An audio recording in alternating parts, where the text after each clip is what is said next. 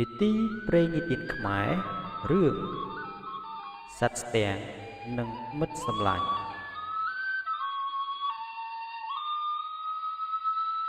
កាលពីព្រេងនាយមានគ្រួសារស្ទាំងមួយរស់នៅក្នុងព្រៃដ៏ធំមួយនៅក្នុងក្រុមគ្រួសារស្ទាំងនោះមានស្ទាំងឈ្មោលមួយស្ទាំងញីមួយនិងកូនតូចៗទាំង3នាក់របស់វានៅក្នុងព្រៃដ៏ជ្រៅនោះមានសត្វតោមួយរស់នៅផងដែរហើយតោនោះមានឈ្មោះថាលីអូវាគឺជាសត្វមួយដ៏ខ្លាំងហើយគ្រោះថ្នាក់បំផុតនៅក្បែរដើមឈើដែលគ្រួសារស្ទាំងនោះរស់នៅមានបឹងដ៏ធំមួយនៅក្បែរបឹងដ៏ធំនោះមានបក្សីមួយរស់នៅហើយវាតែងតែចាប់ត្រីស៊ីជាអាហាររៀងរាល់ថ្ងៃនៅក្នុងបឹងដ៏ធំនោះក៏មានសត្វអណ្ដើកមួយក្បាលរស់នៅវាមានឈ្មោះថាថោក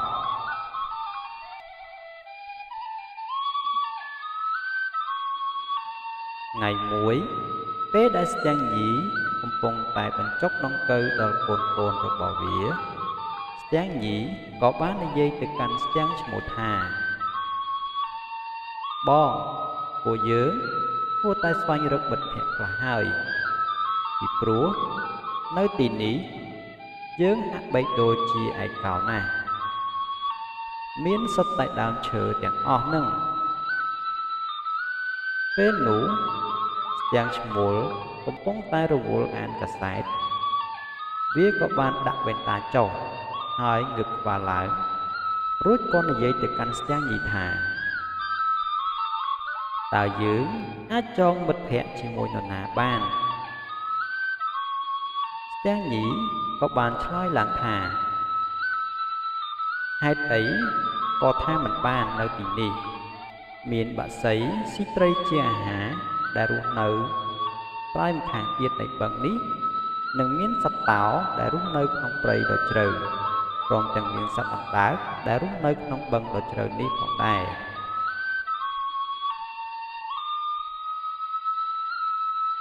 ថ្ងៃបន្ទាប់មកក្រោយពីស្ទាំងឈ្មោលបានពាក់មួករួចហើយវាក៏ហើរទៅកន្លែងរបស់លីអូដែលជាសត្វតោលីអូក៏បានស្វាគមន៍ភ្ញៀវរបស់វាយ៉ាងកក់ក្ដៅរួចមកពួកគេក៏ក្លាយទៅជាមិត្តភក្តិនឹងគ្នាយ៉ាងឆាប់រហ័សក្រោយមកស្ទាំងឈ្មោលក៏បានទៅជួបជាមួយនឹងបក្សីដែលស៊ីត្រីជាអាហារនឹងអណ្ដើកពួកគេទាំង3ក៏បានចងមិត្តភាពជាមួយគ្នាយ៉ាងស្និទ្ធស្នាលធ្វើឲ្យគ្រួសារស្ទាំងសប្បាយចិត្តយ៉ាងខ្លាំងមិត្តភក្តិទាំងអស់បានជួបជុំគ្នាដើម្បីញ៉ាំអាហារពេលនោះថោកដែលជាតន្ត្រីករដ៏ចំណានម្នាក់ក៏ចាប់ផ្ដើមកូតវីយូឡុងយ៉ាងពិរោះចំណែកឯលីអូជាអ្នកចម្រៀងរីឯស្ទាំងឈ្មោលនិងបក្សីដែលស៊ីអាហារក៏បានរាំនៅតាមបទភ្លេងនៃវីយូឡុងឯស្ទាំងញីនិងកូនតូចទាំង3ពួកគេក៏ជាអ្នកមើល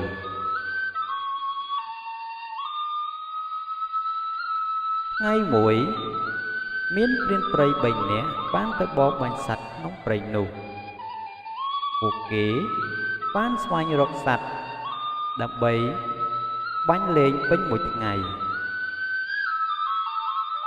ប៉ុន្តែពួកគេមិនបានជួបប្រទះសត្វណាមួយសោះនៅពេលល្ងាចមកដល់ព្រានព្រៃទាំង3នាក់ក៏រៀបចំទៅផ្ទះពួកគេវិញប៉ុន្តែពេលដែលពួកគេព្យាយាមស្វែងរកផ្លូវចេញពីព្រៃនោះស្រាប់តែព្រានព្រៃទាំង3នាក់វង្វេងផ្លូវដោយពុំអាចស្វែងរកផ្លូវត្រឡប់ទៅផ្ទះវិញបានពួកគេទាំង3ក៏បានសម្រេចចិត្តដេកនៅក្បែរបឹងនោះមួយយប់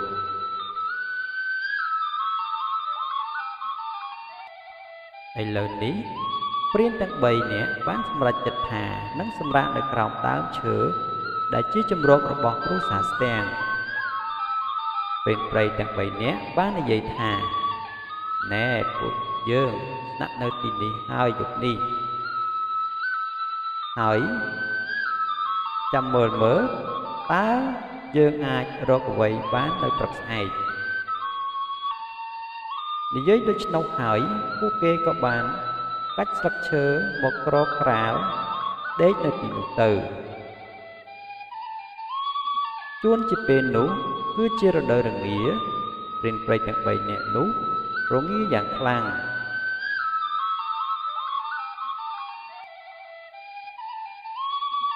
ដោយពុំអាចទ្រាំបាន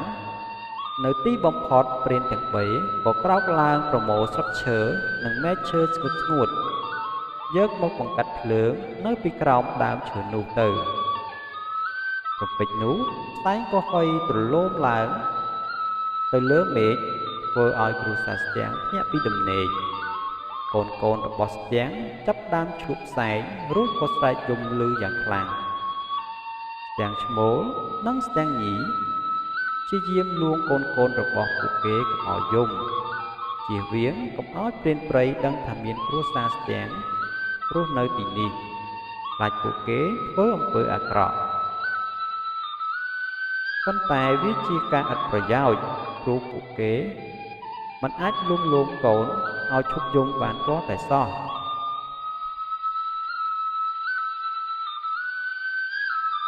ពេលនោះព្រានព្រៃម្នាក់បាននិយាយថា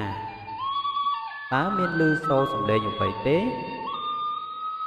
សំឡេងនោះគឺជាសំឡេងបក្សីយំអូសំឡេងកូនបក្សីនៅក្នុងសម្បុកនោះទេតើកូនចាបទាំងនោះនឹងលក់បានថ្លៃនៅក្នុងទីផ្សារហេតុដូច្នោះហើយអ្នកបរបាញ់ក៏បានដាក់មែកឈើជាច្រើនទៅក្នុងភ្លើងពេលនោះភ្លើងក៏ឆេះកាន់តែខ្លាំងឡើងរហូតស្ទើរតែធ្វើឲ្យឆាបឆេះសម្បុករបស់សត្វស្ទាំង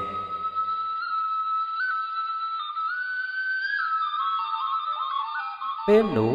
កូនស្ទាំងចាប់ដើមស្រែកយំខ្លាំងឡើងដោយសារការភ័យខ្លាចស្ទាំងញីក៏និយាយទៅកាន់ស្ទាំងឈ្មោះថាពួកយើងមានគ្រោះថ្នាក់ហើយយើងត្រូវតែទៅហៅមិត្តភក្តិយើងឲ្យជួយជាបន្ទាន់ប្រញាប់ទៅប្រាប់បក្សីថាពួកយើងនៅទីនេះមានគ្រោះថ្នាក់ហើយប្រពេចនោះស្ទាំងឈ្មោះក៏បានដើរទៅរកសម្បុកបក្សីដើម្បីប្រាប់អំពីរឿងរ៉ាវដែលបានកើតឡើង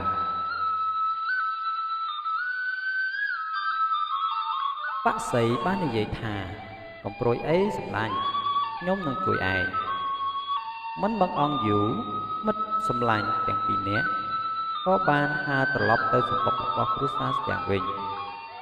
ដែលស្ទាំងឈ្មោលហើរចុះទៅសម្បុកដើម្បីលួងលោមកូនរបស់វាបក្សីក៏បានហើរចុះទៅក្នុងបឹងនៅពេលដែលស្ទាំងឈ្មោលចាក់ចេញទៅព្រានព្រៃម្នាក់បានឡើងទៅលើដើមឈើនោះ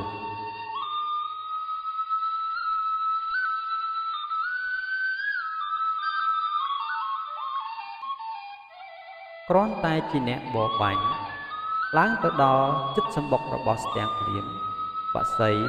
ដែលស៊ីត្រីជាអាហារក៏បានមុជចូលទៅក្នុងបឹងរួចក៏ទៅទះស្លាបរបស់វាធ្វើឲ្យទឹកបឹងបាចទឹកទៅលើភ្លើងរលត់ទាំងអស់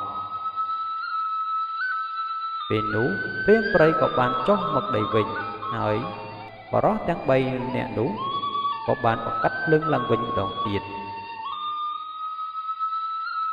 ភ្លើងក៏ចាប់ដើមឆេះខ្លាំងឡើងម្ដងទៀតប៉ុន្តែជាថ្មីម្ដងទៀតបក្សីក៏ខំប្រឹងទៅទះស្លាបយ៉ាងខ្លាំងធ្វើឲ្យទឹកទៀតចេញពីបឹងយ៉ាងច្រើនដែរ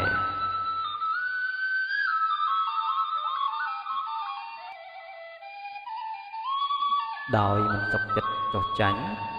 ព្រានព្រៃទាំង3នាក់ក៏បានបង្កាត់ភ្លើងឡើងវិញម្ដងទៀតឃើញដូច្នោះស្ទាំងញីក៏និយាយទៅកាន់ស្ទាំងឈ្មោះថា បាក់សីនឹងហត់នឿយនៅពេលឆាប់នេះបើសិនជាព្រានព្រៃដ៏កំណាចទាំង3នាក់នេះនៅតែបង្កាត់ភ្លើងឲ្យឆេះម្ដងហើយម្ដងទៀតនោះ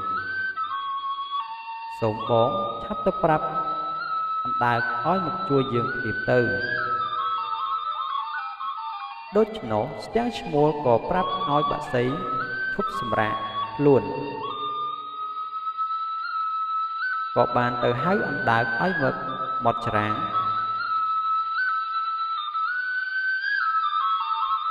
អណ្ដើកថោកក៏បានមកដល់មាត់ច្រាំងដោយមានមួកធ្លាក់ចុះមកគ្របត្រចៀករបស់វាចិត្តវាញីភ្នែកហើយស្ងាត់ដែលមើលទៅហាក់ដូចជាខ្ជិលយ៉ាងខ្លាំងពេលនោះអណ្ដើកបានសួរទៅស្ទាំងឈ្មោះថាតើអ្នកមានបញ្ហាអ្វីបានជាមករកខ្ញុំទាំងយប់មកនេះបន្ទាប់មកស្ទាំងឈ្មោលក៏បានរៀបរាប់ប្រាប់អណ្ដើកអំពីគ្រោះមហន្តរាយដែលនឹងកើតឡើងចំពោះគ្រួសារខ្លួនឬបែបនោះអណ្ដើកក៏ទាញមុខរបស់វាចេញយ៉ាងក្លាហានហើយក៏ជ្រមុះចូលទៅក្នុងទឹក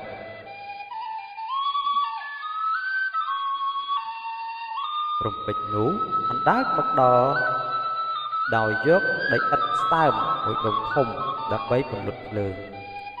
ពេលដែលអ្នកកបាញ់កំពុងតែសម្លឹងមើលទៅសម្បុករបស់ស្ទាំងអណ្ដើកក៏បានយកដីឥដ្ឋពន្លត់ភ្លើងយ៉ាងរហ័សព្រានព្រៃមានការភ្ញាក់ផ្អើលយ៉ាងខ្លាំងនៅពេលដែលពួកគេឃើញភ្លើងបានរលត់តែភ្លាមនោះពួកគេបានបង្កាត់ភ្លើងម្ដងទៀត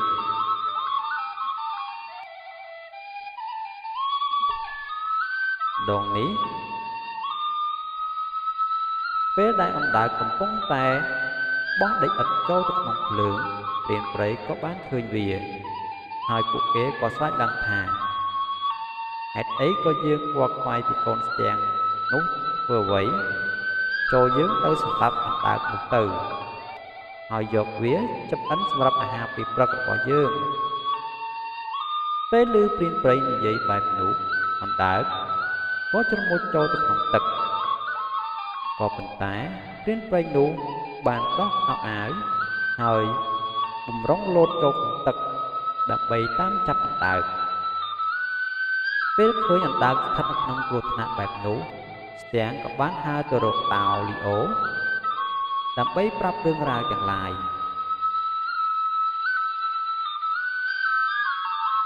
តាវលីអូ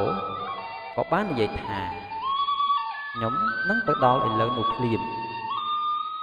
សម្លាញ់ទាំងពីរក៏ចាប់ដើមធ្វើដំណើរទៅកាន់សម្បុកស្ទាំង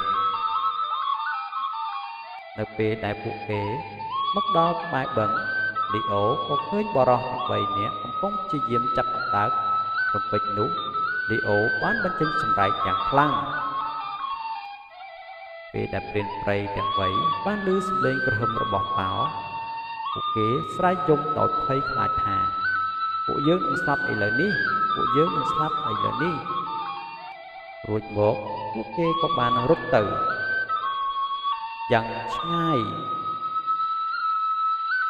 នៅពេលនោះបក្សីនិងអណ្ដើកក៏បានឡើងមកលើគោកហើយស្ទាំងក៏និយាយទៅកាន់ពួកគេថាអ្នកបានជួយជីវិតរបស់ពួកយើងនៅថ្ងៃនេះពេលនោះលីអូថកនិងបក្សីក៏បានញញឹមហើយនិយាយថាតើធ្វើមិត្តភក្តិដើម្បីអ្វីការអប់រំមិត្តល្អស្គាល់គ្នាក្នុងគ្រាមានទុក្ខ